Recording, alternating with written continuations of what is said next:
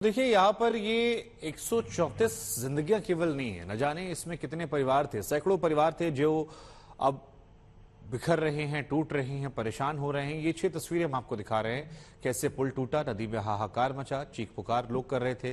पुल के नीचे भी दबे हुए हैं लोग और 170 लोग हालांकि बचाए गए हैं, जो एक बहुत अच्छी राहत वाली खबर है। लेकिन अस्पतालों में भी अफरा तफरी वाली स्थिति बनी हुई है। 6 तस्वीर आपकी टीवी स्क्रीन पर मोरबी से, और एसआईटी टीम जो है वो लगातार यहां पर मौजूद है। मेरे सहयोगी आशुतोष मेरे साथ बने हुए हैं। आशुतोष, ये कहा जा रहा है कि अज्ञात लोगों पर एफआईआर दर्ज की गई है। मरम्मत करने वाली एजेंसी, पुल का प्रबंधन करने वाली एजेंसी पर एफआईआर, लेकिन वो भी किसी का नाम लेकर नहीं, अज्ञात लोगों पर। आप जरा समझाइए हमारे दर्शकों को, एसआईटी टीम पहुंची है, वो किन किन पहलुओं पर जांच करेगी, और क्या ये जो एफआईआर है वो सिर्फ एक एजेंसी तक केंद्रित रखना, क्या ये सही है, या स्थानीय प्रशासन को बचाने की ये कोशिश है? बहुत सारे लोगों को पल्ला झाड़ने की कोशिश नजर आ रही है।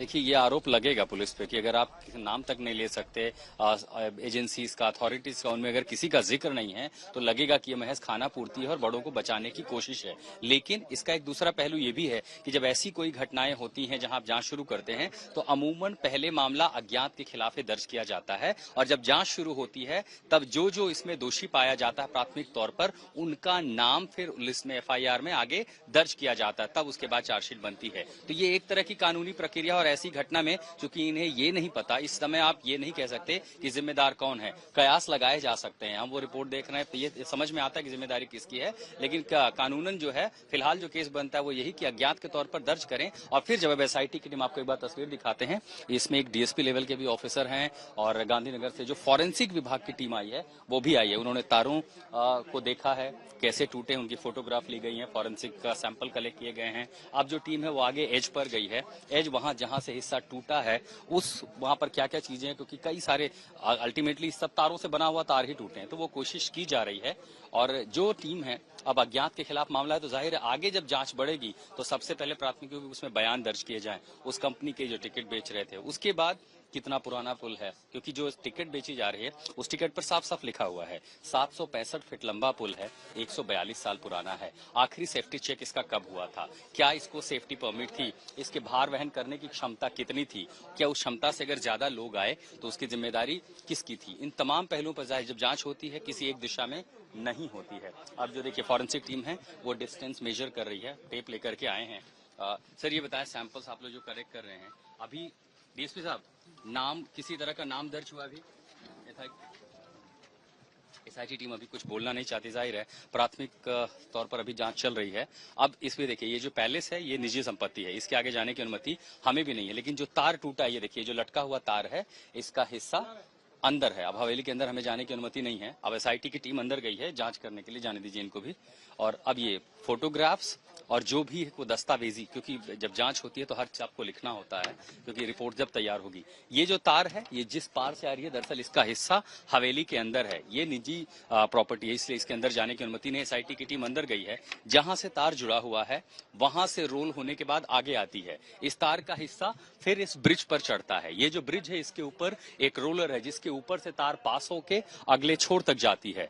इस बड़े मोटे तार से फिर छोटे छोटे दूसरे तार, जिनकी जो विड्थ है, जो मोटाई है वो लगभग 1 से 1.5 इंच है, उनके सहारे ये लटकते हैं और फिर जो प्लेटफॉर्म होता है वो उन तारों से जुड़ा हुआ होता है। तो अब जब मोटा आपका सबसे बड़ा सपोर्ट है, देखिए नीचे के 1-2 तार टूटते तो ऐसी त्रासदी नहीं होती, कोई एक हिस्सा हल्का बेंड हो जाता, 10-12 लोग पानी में गिरते और शायद उनको बचाने के लिए और लोग कूद पड़ते। लेकिन जब आपका सपोर्ट है, आप समझिए कि रीढ़ की हड्डी है, अगर यही टूट गई तो आप खड़े ही नहीं हो सकते। इसीलिए वो तस्वीर कितनी भयावह दिखती है कि पुल टूटा और अचानक लोग गिरे, 1 सेकंड भी नहीं लगा, उनको संभलने का मौका ही नहीं मिला। हालांकि अब जब जांच शुरू हुई है, सबसे पहले जो अधिकारी थे वो नीचे गए थे, डेथ टोल क्योंकि पुलिस के पास वो आंकड़े हैं उसको नोट करना, ये भी देखने संभावित रूप से कि जो लोग पहले हिस्सों में गिरे होंगे जो कि बेहद छिछला है, मैं आपको ले चलने की कोशिश करता हूँ, यहाँ तो पानी है ही नहीं, तो जो लोग गिरे होंगे वो सबसे पहले नीचे पूरा कॉन्क्रीट है, पत्थर है, और इससे आप समझ सकते हैं कि जो नीचे होंगे उन्हें कितनी चोट आई होगी। तो जो घायल हैं उनका फिलहाल अस्पताल में इलाज चल रहा है। लेकिन जैसे ही आप 30 से 40 फीट और आगे जाते हैं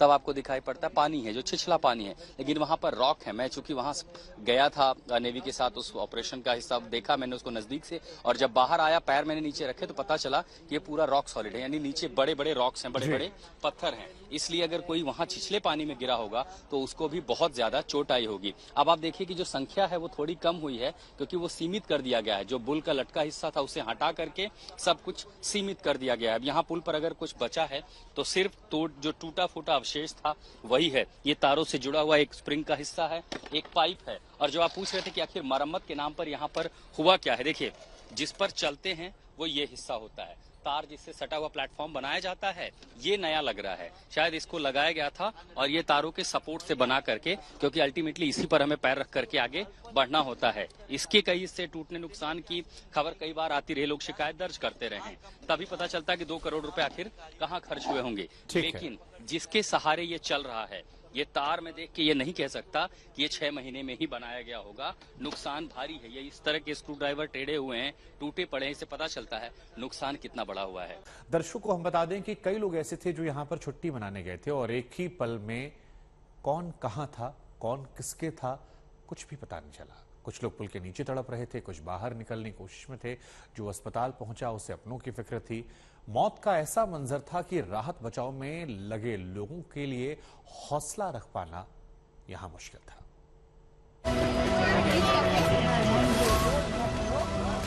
कोई टूटे हुए पुल पर लटक रहा था, कोई पानी में हाथ पैर मार रहा था, कोई बचे हुए पुल के हिस्से तक पहुंचने की कोशिश में तड़प रहा था। कई बदकिस्मत जिंदगियों को आवाज लगाने का मौका भी नहीं मिल सका। ये लोग पुल के टूटे हुए हिस्से के नीचे दब गए थे। पूरी रात नहीं सोया हूँ। मैंने मेरे हिसाब से मानू सेवा की है। बहुत बच्चे को मैं लेके आया हूँ 108 में। बहुत एक प्रेग्नेंट औरत थी, दिल में लगा मेरे को। प्रेग्नेंट औरत 7-8 महीने की बालक होगा, वो भी डेथ हो गई। फिर 3-4 सद्भावना में भी 4-5 है। फिर पुराना बस स्टैंड के पास ही एक सिविल है। कृष्णा भी मैं छोड़ के आया। कृष्णा भी 3-4 बूदिये से ही बोल देगा वापस ले जाओ। लोग चिल्ला रहे थे। आंखों के सामने कलेजे के टुकड़े इस तरह बिछड़ गए कि उन्हें बचाने का मौका ही नहीं मिल सका। किनारे पर हाहाकार और बदहवास भागते लोग। कौन कहां है, कैसा है, किसी को पता नहीं। हादसे में बचे लोगों का कहना है कि एक साथ गिरने के बाद पानी से बाहर आने के लिए जद्दोजहद करनी पड़ी।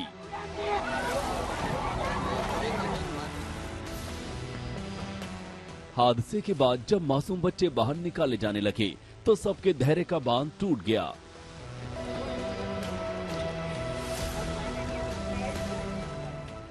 बच्चों में जान डालने की आखिरी कोशिश एम्बुलेंस से अस्पताल के रास्ते में ही दम तोड़ने लगी।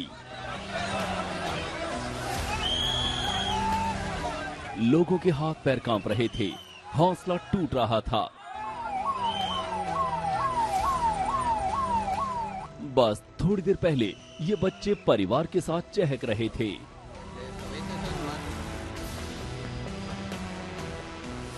अस्पताल का मंजर इतना भयानक कि लोगों के लिए खुद को संभाले रखना मुश्किल था।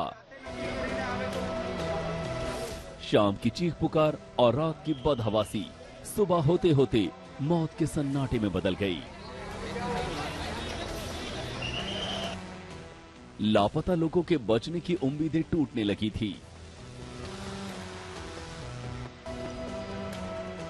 आशंका ये थी कि कुछ लोग टूटे हुए पुल के नीचे दबे हो सकते हैं, इसलिए एनडीआरएफ की टीम रेस्क्यू में जुटी है।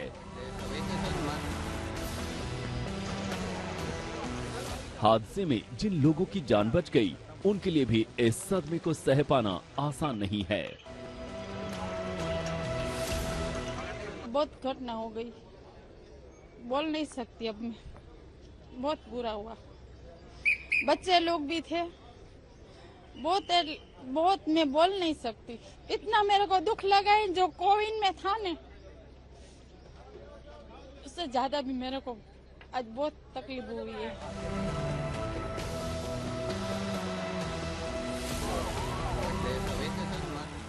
हादसे के बाद नदी के किनारे सब कुछ ठहर गया है। अस्पताल में आपाधापी है।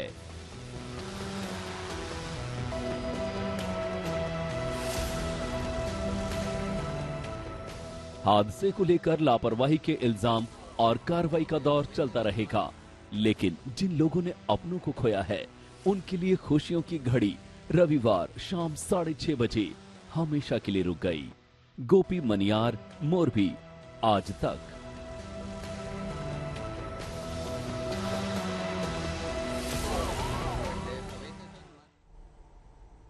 देखिए, बड़ी बात जो है वो ये है कि 6 महीने तक ये पुल बंद था। 6 महीने के बाद खोला गया। सुरक्षा के नाम पर सौंदर्यीकरण देखने को मिल रहा है, टिकट बेचे गए हैं। कुल मिलाकर लापरवाही जो है वो कई और बड़े पैमाने पर यहां पर नजर आ रही, क्योंकि सुरक्षा के यहां इंतजाम नहीं थे, ना कोई नजर रखने वाला था, तभी शायद भीड़ इतनी पहुंची।